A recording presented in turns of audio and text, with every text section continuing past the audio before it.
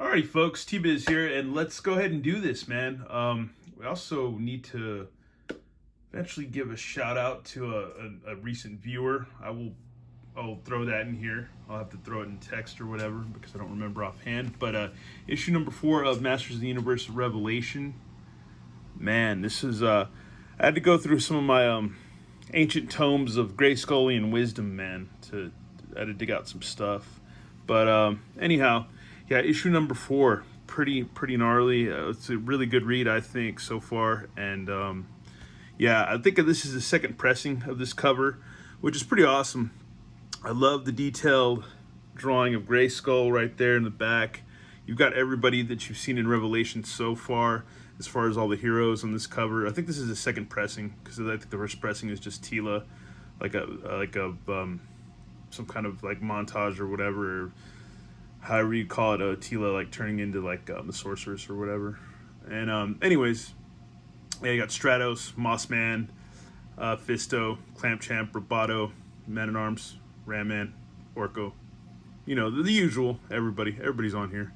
It's pretty cool. And people are still up in arms about Revelations. I think somebody on the Masters Instagram page left a comment the other day. It was just, they had like a lighthearted, funny post or whatever, featured Blast Attack, and I think somebody wrote like something, "This is me canceling because Revelation you killed He-Man twice." I'm like, dude, let the story unfold. It's not done yet. Let it unfold. He-Man is not dead, and you just need to chill. I'm so sick of people being like, "I hate everything new that's Motu." It's like, dude, I'm so, because we got everybody is so critical in this day of cancel culture that they just want to cancel everything, and even stuff that me, like old school fans like me that are 45 years old and still love their Motu, no matter if it's new, no matter if it's a reimagining of it or just a new continuation of that people are freaking out on. I like it all. It's awesome to me. I don't have anything to complain about, but a lot of these dudes or people that say they're so-called fans are complaining big time. I get it. I don't care. It's not... my videos are here for people that are into Motu now, no matter if it's the He-Man and Masters Universe cartoon, Revelations, Origins, whatever, even the classics, whatever, New Adventures, all that stuff, Filmation, everything. This is about just being a positive fan and being down for some Motu. If you're just gonna be all crybaby about it, just click a thumbs down and just move along, because I don't care what you have to say. I really don't. Anyways, because I'm enjoying this right now. Anyways, it starts off with the narration of the Orlax. And it's kind of funny because I'll read a little bit. I don't want to read the whole comic, but get a little bit into this. Primaria, somewhere between time and space, and it begins as all things begin, with an ending, a turning of time's page as the secrets of yesterday build the story of tomorrow, each ever flanking the thronged desperation of now. Ugh! Enough with the enigmatic poet routine. Just tell me what you came to say and be done with it. And then you got Skeletor being a dick as usual. Yeah, they still have this like Charles Xavier or whatever skull helmet thing on, trying to read the thoughts of the Orlax and stuff. And he's getting annoyed because yeah, as he says, sigh. Well, I can see we won't be getting anywhere to... Damn it, Lynn, what is it now? And then next page, got He-Man and Teela busting in.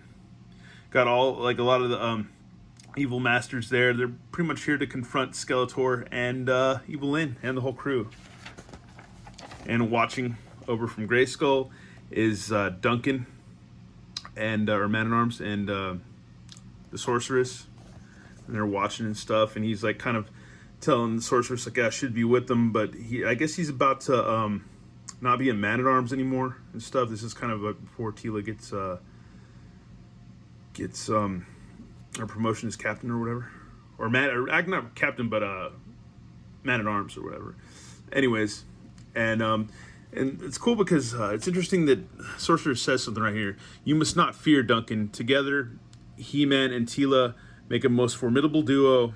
You of all know that their combined power has the potential to be greater than that of any army. Like them maybe getting together to have a kid? Perhaps that? And yeah, even if they win the fight, there's no guarantee Skeletor will comply. So yeah, they're basically fronting Skeletor. And here they are trying to see what's up. And Skeletor pretty much puts up a portal. Or not a portal, but like a force field to stave them off. And okay. And then he talks about how I found in the Orlax in a state of hibernation, deep in the Mystic Mountains, and familiar, of course, with the legend. I set about creating a method of telepathic communication by which the beast would, at long last, reveal its secrets to me. The discovery that I could not only converse with the thing, but in fact bend its very actions to my will, was, shall we say, extra. I assumed when you chased it off at the palace that my little thought experiment was over, but no, I understand I have you to thank for the resurrection, or the beast's resurrection, or reproduction, or whatever the hell so. Thanks, by the way. How is his majesty? So yeah, because we all remember that King Randor was poisoned by the Orlax, or whatever, stung by him. So yep, they're a little bit more talking right here. Let's see. You can read that if you want. And let's see. Basically, they have a little conversation. Skeletor decides to dip out. And then Teela goes, "No, please don't go. You're our only chance." And then Evelyn says, "Good luck with Daddy." And He-Man goes, "No!" And yeah, this is kind of funny because it comes up to, well, we'll find another way. The sorceress can do anything. What did she mean by Daddy? I couldn't tell you. Yeah, well, it's Evil Lynn. Who could ever know what's going on inside of her head? So yeah, she gave, I think she might know. I don't know. I guess know the secret or whatever of He-Man's secret, or Adam's or whatever. And then here they are at some ruins or whatever they escaped to. And let's see. They talk about reassembling the army or whatever. And if not now, when? He-Man and his little sidekick may have just taken Snake Mountain. The power of Grayskull grows stronger by the day, and the longer we sit on our hands, the patience, Lynn. Patience, my lord. It says, patience, my lord. Do you remember the last time we were here? How could I not? I made you a promise right here on the spot. If you help me defeat Hordak, one day I would give you all the power you could ever think to desire. That day has at last arrived.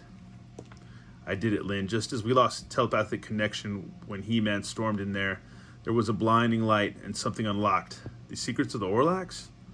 And so much more. Something coming. Something is coming. Something terrible and dangerous and useful. What a fool I've been.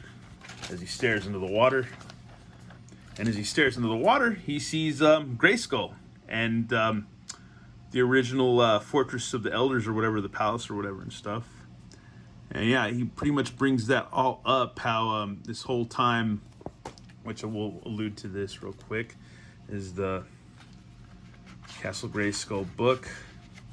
Let's go into this. Yeah, and here's the evil facade, or crazy mysterious facade of Castle Grayskull. And it talks about, yeah, how Castle Grayskull has not always existed in its present form. Many, many centuries ago, it was the Hall of Wisdom, a beautiful building which glistened and glowed with the light of a million stars. The Hall of Wisdom was the center of Eternian culture and a storehouse of knowledge in the universe. With its glittering walls met the Council of Elders. There's the Elders right there. One day a vision appeared to the Council of Elders. Out of a shimmering beam of white light stepped a beautiful woman dressed in a snake-shaped armor and carrying a stalk with the head of a snake at the top. She warned the council that there was trouble ahead. She foretold that one day the forces of evil, led by the wicked Skeletor, would try to gain control of the planet, but there was hope. To protect the planet, a defender would arise, a being so strong and powerful that no matter how hard the forces of evil tried, they could not overcome him. his name would be He-Man. There we go, there's He-Man. And yeah, in order to defeat the evil, He-Man would need help. In a blinding flash, the Council of Elders compressed all their strength and knowledge into a single ball of magical power. But there was a problem. If Skeletor and his evil helpers found the orb of power, they could gain control of the entire planet and perhaps the whole of the universe. The Hall of Wisdom must be changed from a place of beauty to a building so frightening that no one except the bravest souls would ever dare to enter. Thus, in a flash of blinding light, or I guess a 5 or 6 year old anyways, the very matter which made up the Hall of Wisdom was transformed. As the atom shifted, the hall changed into a dark and frightening castle with a skull face. This was the beginning of Castle Grayskull. So there you go. He basically discovered that in this big like splash page or 2 panels or whatever you want to call it. But yeah, he basically discovered that. And then he says, then if the Orlax was right, if there really is a storm on the celestial horizon, I will master it as well. After that, there will be nothing and no one that can stop me. So yeah, here we go. They're back at the castle. And here's where Teela's kind of, she's getting a lot of questions. They're all looking over Randor. Marlena's there. She's crying. Everybody's like, and even He-Man's getting very emotional. And Teela's like, you know, she's like, she's strange. He-Man's taking this even harder than the Queen. She gets kind of upset because she starts talking to Man-at-Arms, aka Duncan, and just bring up a lot of stuff. How like everything's like secrets. All this stuff is just kind of yeah. Where's Adam? All this stuff. She's getting kind of pissed, and she confronts Sorceress. And you, another of our mysterious defenders, cloaked in whispers and secrets. Tell me this. What kind of sorceress can't even save one man's life? Is your connection to power so weak? And if so, why? She's like questioning a lot of stuff. She's getting really pissed. And this kind of makes sense because when she finds out Adam is He-Man after he gets killed or whatever for the first time or whatever, that she gets, you kind of see why she's getting pissed, because she's questioning a lot of stuff and trying to figure. She's not stupid. That's the whole thing. Teela's not stupid. So she keeps ranting and going on and carrying on, and she keeps getting pissed. And Duncan's trying to tell her, like, look, chill, shut up, chill, just mind yourself or whatever. And all of a sudden, you see this glow in her eyes. What good is having power if you can't use it? Sometimes I feel like I don't know any of you. Not really, Teela, that's enough. But why do I always feel like you all know me more than you've ever let on? Yeah, it's crazy, like, because she's the child of the sorceress, man, And there's the Orlax imprisoned or whatever behind those bars and Grayskull and stuff. And here is, what is it, Randor starting to wake up. And all of a sudden you see Teela with this aura about her. And these, like, I don't know if these are supposed to be, like, claw marks or what, like, and she's got an aura glowing about her, some kind of power. And all of a sudden, like a fiery phoenix, like Zoar, she rises. She goes, no! And then all of a sudden she faints. She goes, ugh! She falls down. Majesty, you're alive. And all of a sudden Randor's alive. Then she's all, did I, how did I? Yeah, she's like flabbergasted. What just happened? A miracle. No, I went to the Orlax and I begged it to spare my husband's life.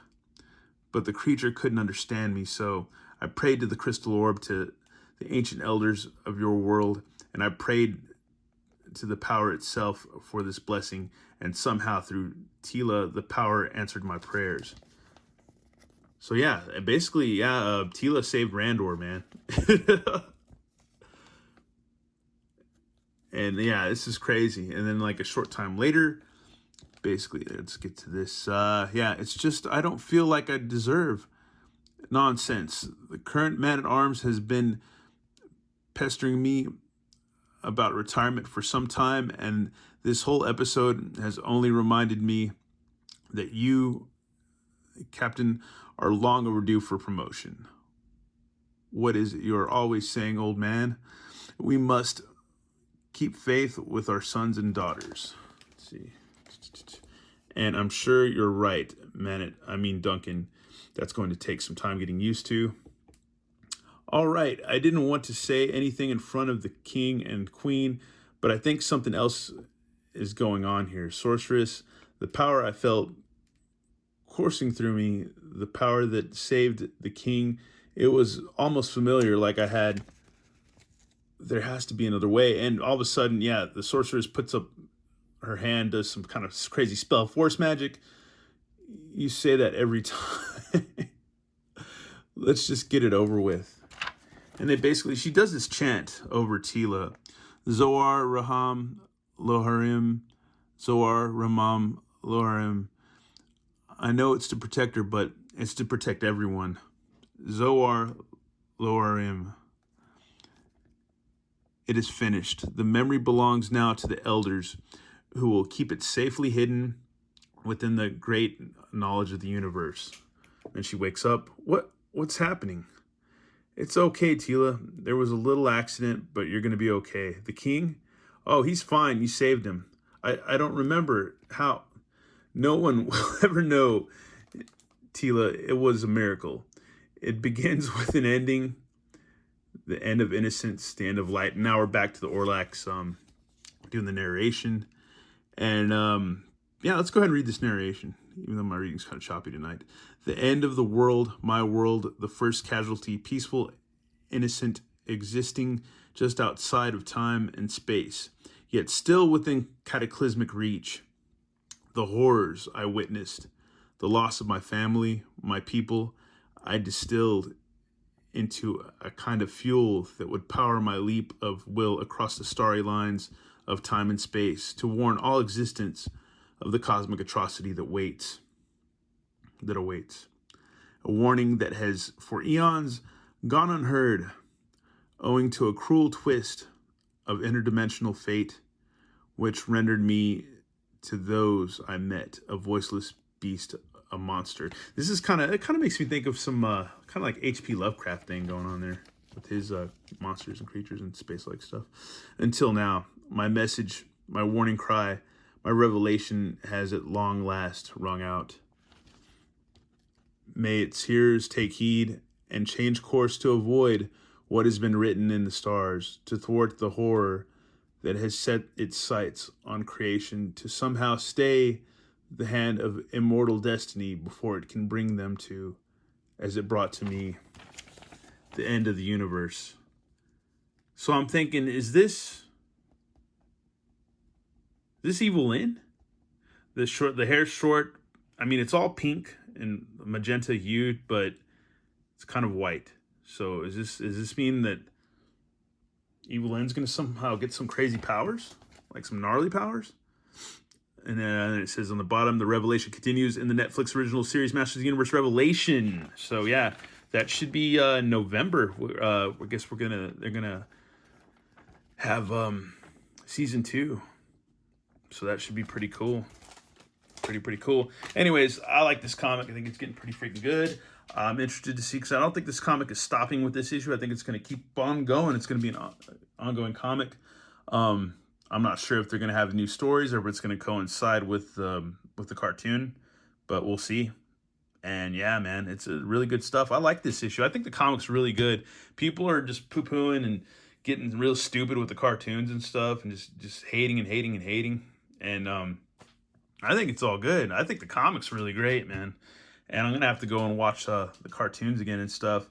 And another thing too that I must bring up, that that now you can kind of see, like in the cartoon where Teela is like so pissed off and mad and angry. You can see now, because she was already mad before, and then they tricked her. They keep giving her the runaround, man. They really do. It's messed up. So you can see why she'd get pissed, right, Teela? Yeah, it ain't right. But it's still, it's crazy, man. Anyways, thanks for watching. Yeah, if you don't like it, I don't know what to tell you. I really don't. I don't know what to tell you. Don't like He-Man anymore. Don't like Netflix.